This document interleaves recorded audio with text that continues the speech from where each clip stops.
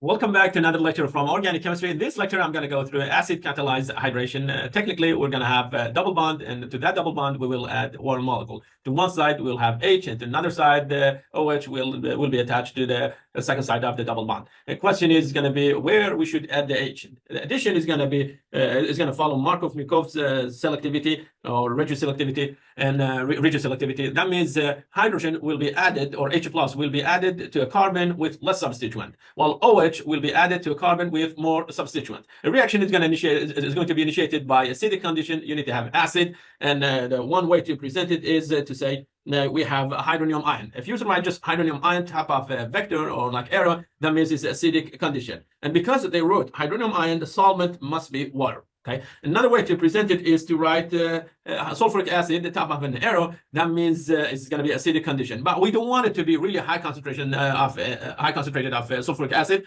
And in order to say this is a diluted acidic condition, we write water there. So from now, anytime you see this sign H2SO4 and then it says slash H2O, that means this one is diluted solution. Okay, diluted solution. We want it to be a diluted solution. And the first step, or like the initial step of the chemical reaction, is going to be this.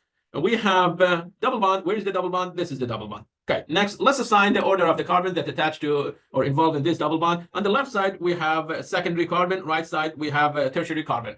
And next, we have acid. It's hydronium ion. Our nucleophile, it will be the double bond, and the double bond is going to use these two electrons to attack technically hydronium ion or take H plus from it. And which one of this is going to attack? Which one of this carbon is going to attack water or hydronium? As I said, the one with less substituent. Okay, the one with less substituent, or the one with more hydrogen. Left side it has one hydrogen. Right side no hydrogen at all. We have just two methyl groups. So technically, this carbon, the one. Okay. One on the left side is going to attack hydrogen, and it attack hydrogen ion, and it will take H from it. And the result is going to be this. Okay, so we get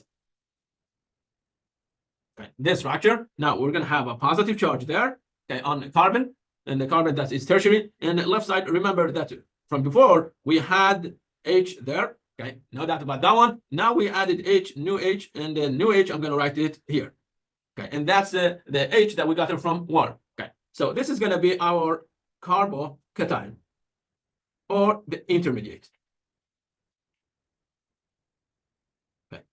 Intermediate, it has a carbon that is not active, so clearly it's not going to be stable. And what's the second product? The second product, remember, you removed H from hydronium ion. So this H, the one I'm going to highlight, this H is gone. And what happened with those two electrons? Those two electrons given to oxygen. So that means we have oxygen that attached to two hydrogens. This oxygen, it has two lone pair. Now, it's time for water to get involved, and water, it can attack this carbon. Okay, of course, water can be added from both sides to that carbon. Okay, which carbon? Again, this carbon, the one I just highlighted. Okay, and if that one happened, we get such a product. Okay, so we get, and OH, it will be added somewhere here. Okay. OH, it will be added to this carbon. Okay, and I'm going to just simply say this is going to be O, H, H, and clearly oxygen is going to have a positive charge. That's the intermediate. Okay, or you can just simply, okay, you can, forgive me, you can present it here, say O attached to two hydrogens, and it has a lone pair, so that means it's going to have a positive charge. Okay, we're good. Now, what's the meaning of the wavy bond? It means it can be a front or attached to back of the molecule. Okay, front or back of the molecule. And remember, front, we show it by this sign, wedge, or those, dashed line. Okay, because I can have, like if the groups are different, I can have technically stereocenter. In this case, both of them are methyl, so it's not going to change the story. Now, what will happen to this species? Okay, this is a species. Okay, it can get involved in a chemical reaction with one water molecule, and that water molecule, which is the solvent, it can attack this hydrogen, and if it attacks, we will get such a product. This is going to be our technically a product. Okay, so H is gone. One of the H is gone. Now we will have we will have oxygen attached to carbon, and oxygen, it has two lone pair, and we got what? We got hydronium ion again. Okay, so we started with hydronium ion and we got it back again. And this is going to be our alcohol. What's the name for it? Starting from here, 1, 2, 3, 4, and the name for it is going to be 2-methyl. Okay, and then say 2-methyl, we have like alcohol. Where is it? Is it on the second, the second carbon? So you can call it 2 butanol. Okay, and nol, OL stands for OH. Okay. Okay, so addition of the hydronium ion, okay, or the water in our nucleophile. So water behave as a nucleophile. The addition said it can happen from the top or bottom of the molecule. And in this case, we don't get a stereocenter. Why? Because these two substituents are identical. So we don't have a stereocenter. Okay. But what will happen if, like the two side or double side, like both sides of carbon are not identical? Those two are not identical. In that case, there is a possibility of getting a stereocenter. Okay, let's go after it. Okay. In this case, the reaction is going to start with adding H plus, to where we have one carbon that it has one H, the other side it doesn't have, and this carbon is a secondary carbon, that one is tertiary carbon. So add the H to a side, to get the most stable carbocation. If I add H to this side, I get positive charge there. This is going to be a secondary carbocation. Okay, if I add it to the tertiary carbon, but if I add it, to a secondary carbon, and put H here, remember we did have H before, and if I add H here, now I will have a carbocation that is tertiary. So which one is more stable? Okay, the second one is more stable. Okay, so I'm going to add H to the secondary carbon in order to get the tertiary carbocation. Okay, this one, it will be the favored one. Okay, and after that, this intermediate will be involved in a nucleophilic attack. So next step, I'm going to say I have water. And water with two lone pairs, it will attack this carbon. In addition, it can happen from the top or bottom. Okay, and so forgive me, I forgot to draw an ethyl group here. Okay, and in that case, I get this molecule.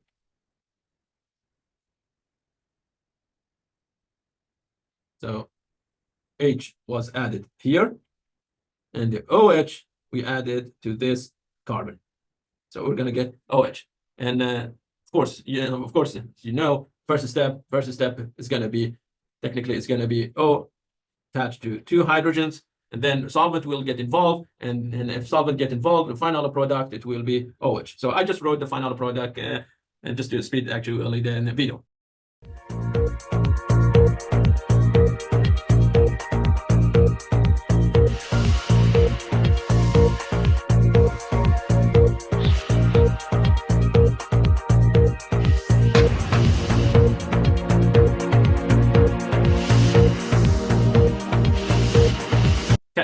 Now, if I go after this center, this carbon, I see four different substituents. So that carbon, it can be a stereocenter. And yes, that carbon is a stereocenter. And let's review it.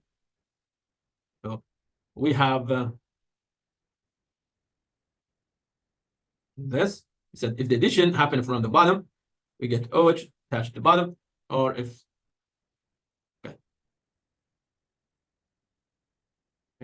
if this one happen from the top, so I'm going to copy paste this one. You add OH to the top of the molecule.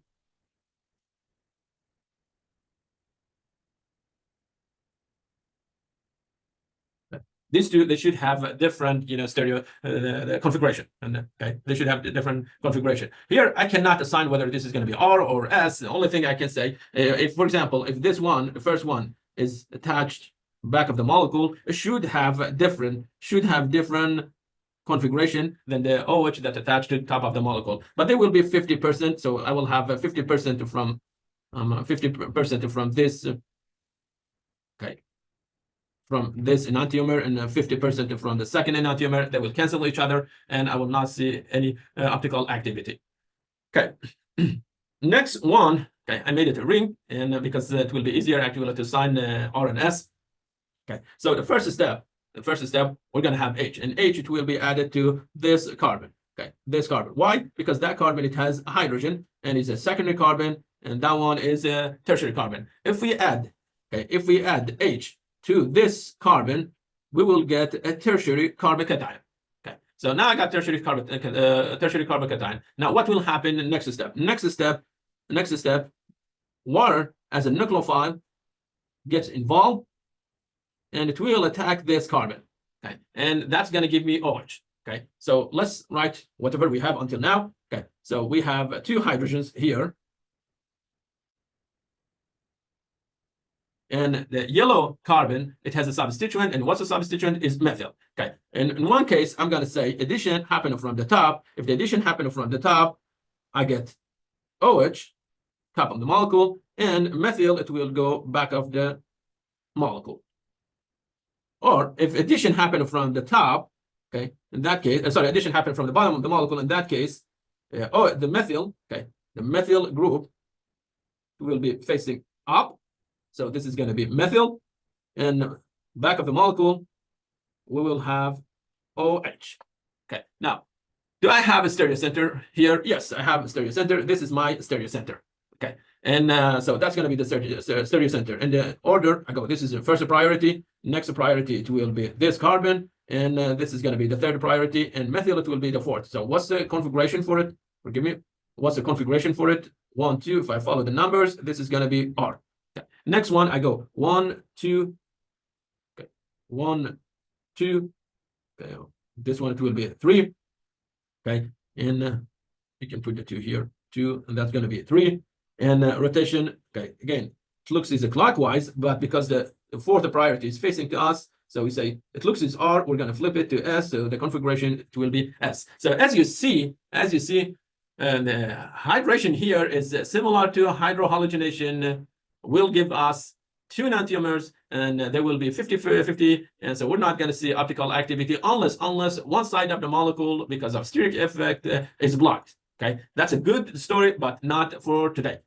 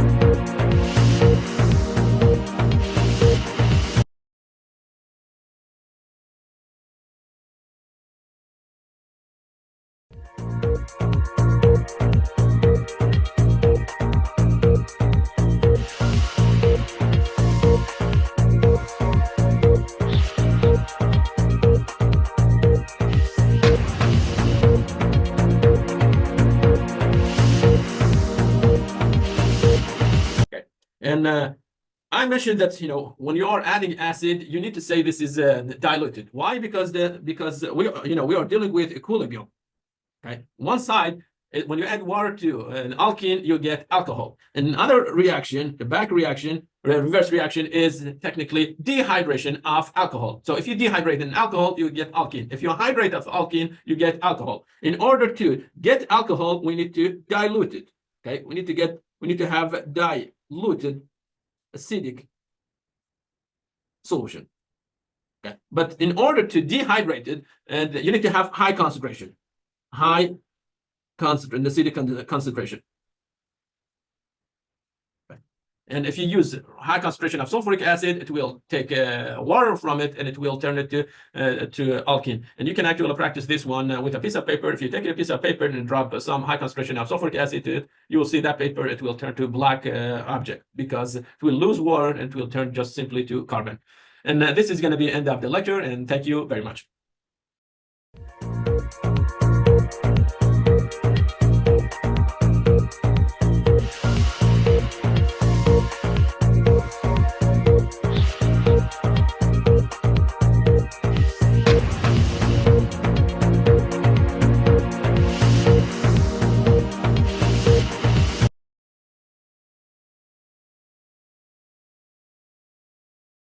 you.